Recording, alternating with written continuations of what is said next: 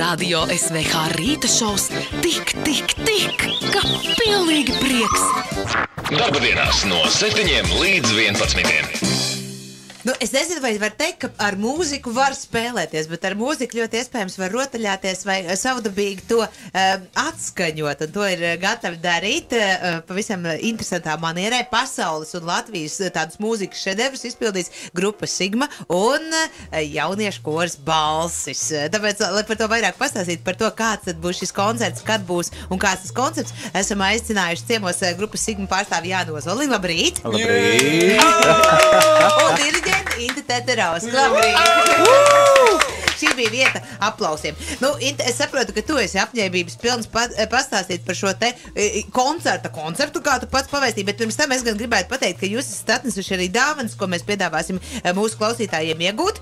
Tik vien atbildot uz jautājumu un sūtot WhatsAppā ziņu par to, cik tad grupas Sigma dziesmas kompozīcijas izskanēs koncertā. Tad mēs dāvināsim arī Sigmas plati un arī dziesmas par Latvijas upēm no kora Balsis.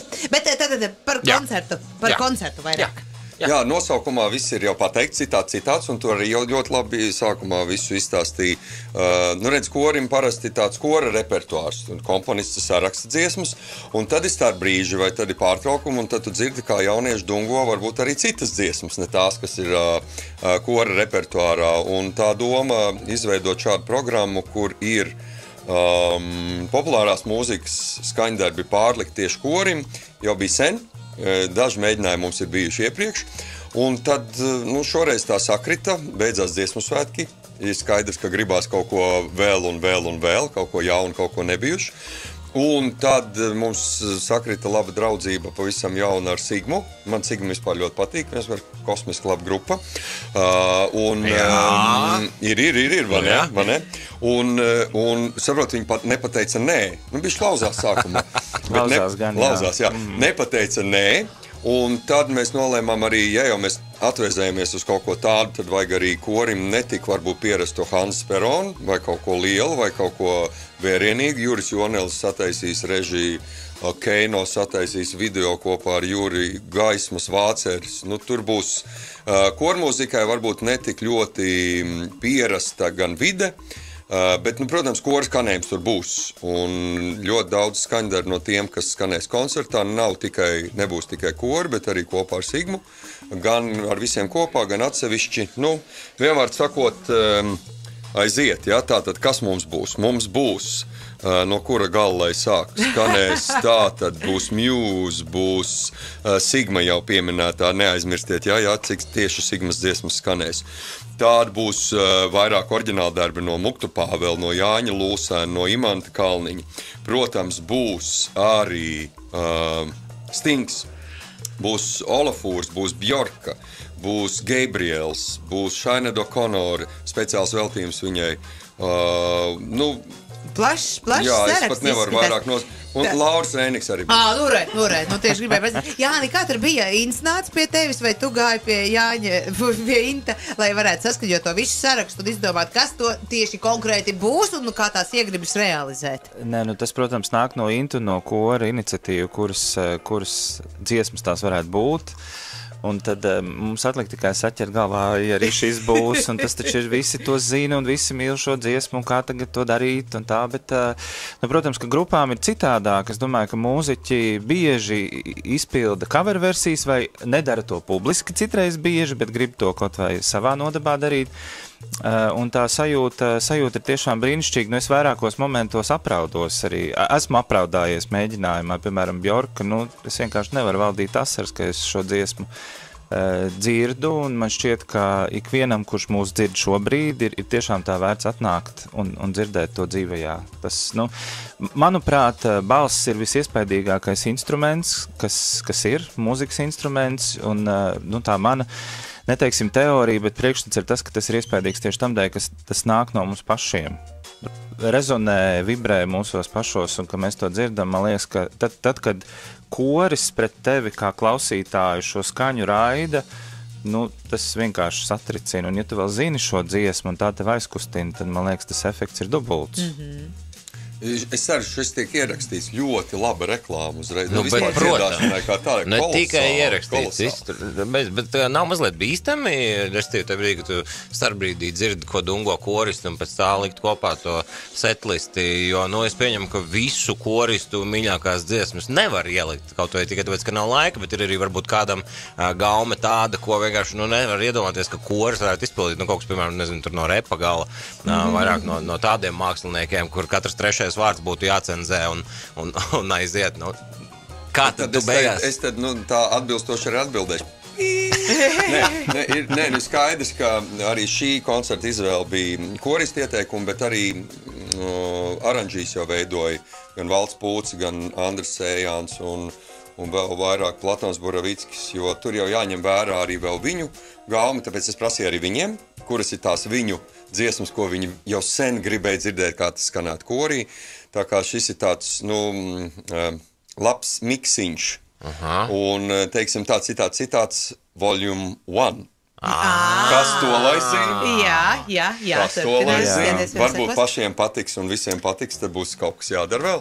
Mēs varētu mazliet ieklausīties, kā tas izklausās, jo mums te ir uz vietas arī koru mākslinieki, ne visas koris gan. Bet... Mēs tādā mazā, mēs šorīt nodziedāsim Lūsēnu dziesmu, un tā doma ir tieši tāda, ka, lai saprotu, kā tas notiek. Lūsēns labu laiku atpakaļ uzrakstīja dziesmu, kas saucās Guli mazais šmuli ar Māra Melgalvja vārdiem. Un tad to dziesmu 96. gadā manas studiju biedrenes Kristīna un Baiba, Kristīna Jaunāks un Baiba Mačer-Barkeviča kaut kur pasaules koru tādā sajietā dungoja pie sevis šo Lūsēnu dziesmu. Un tad viens šveicietis saprata, ārkārtīgi skaista melodija un uztaisīja viņai koru salikumu.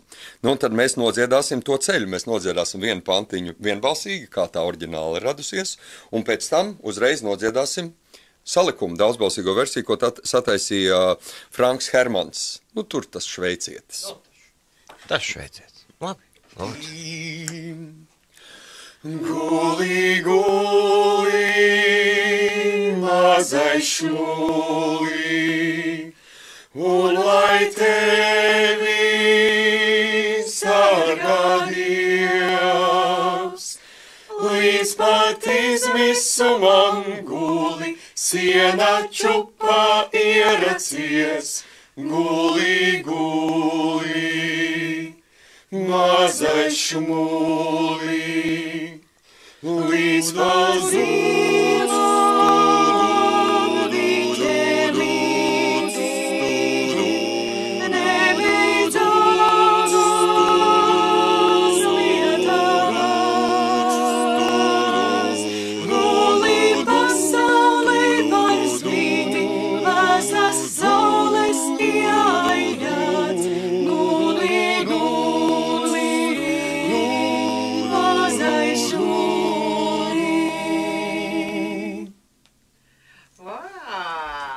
Rekā.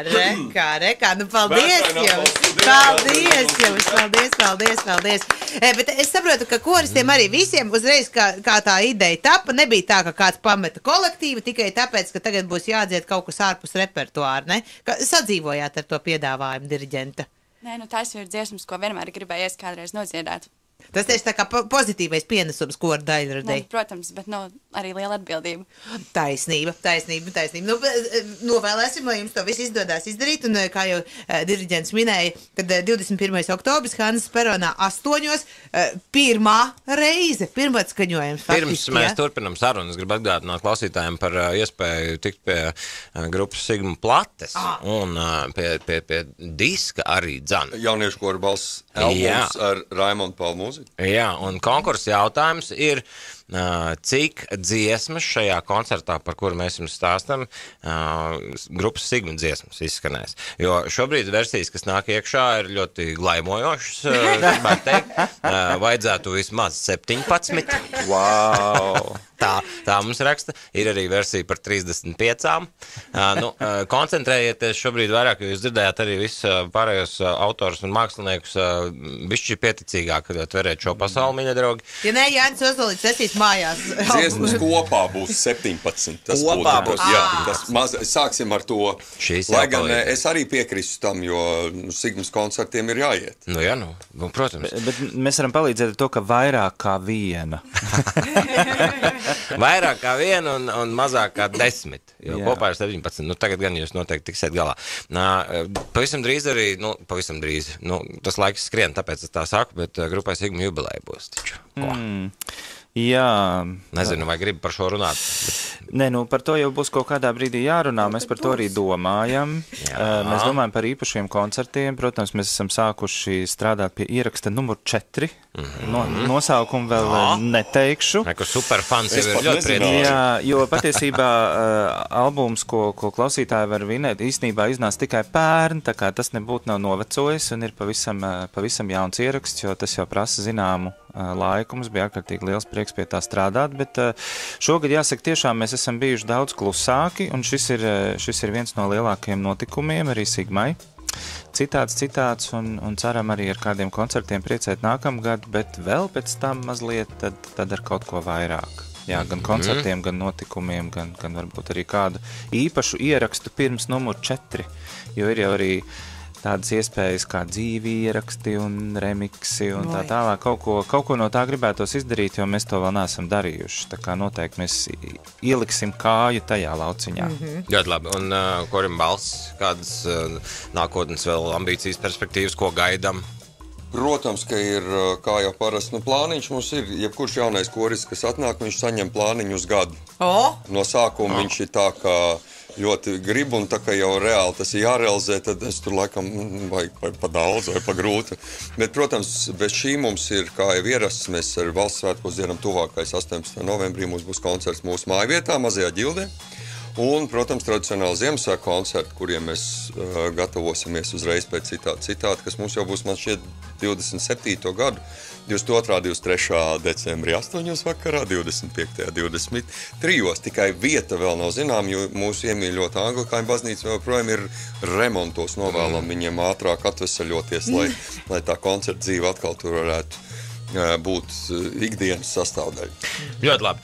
Un vēl noslēgumā attiecīgi, tad kas ir tas, ko vēlties klausītājiem pateikt? Es varu darīt zinām visiem to, ka biļets, var iegādāties biļešu paradīzes kasēs. Es ceru, ka vēl ir biļets.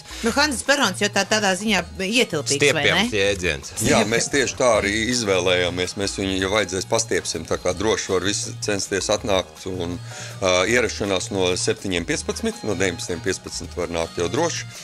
Un jā, es tiešām novēlu visiem pagaršot ko jaunu, jo 12 no šīm 17 dziesmām piedzīvos savu šīs versijas pirmatskaņojumu, jo tie ir jauni aranžējumi.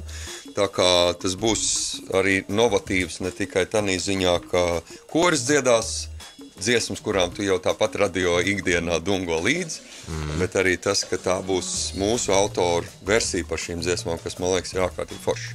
Un vēl Pūts un Sējans un Emīls Rusovs un Valdis Tomsons un Buravickis, viņi strādā ļoti, ļoti radoši un skaisti. Juris Vaivots arī, protams, mums ir arī, kas šīs aranžīs veidoja, tā kā ir vērts paskatīties uz kaut ko jaunu.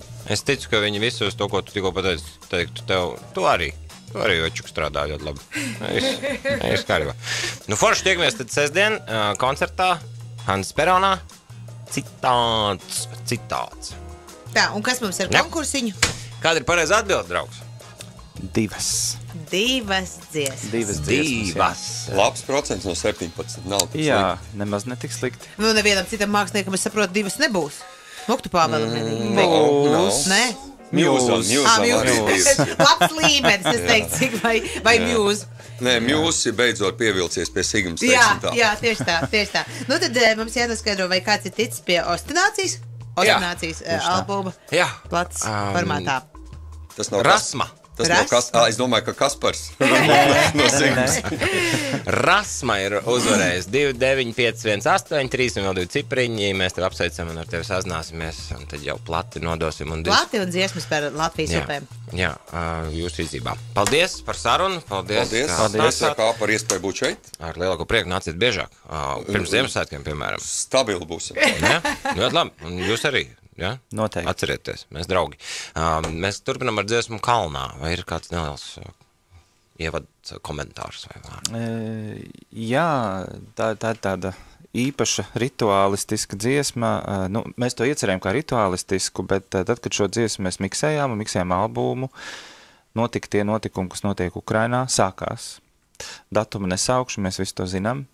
Un mums acīs bija tiešām asaras, jo tā dziesma ieguva pilnīgi citu jēgu, bet priecīgu jēgu. Mums šķita, ka tā uzvara būs. Un tāpēc dziesma patiesībā veltīta Ukrainas karēviem, kad iznāca albums. Un es ceru, ka noklausoties arī radio viļņos, klausītāji saklausīs tieši to atrisinājumu, to veldzi, kas nāk no debesīm, lietu, ko tik ļoti ļaudis gaida, kāpjot ļoti izžuvušā kalnā. Paldies! Paldies!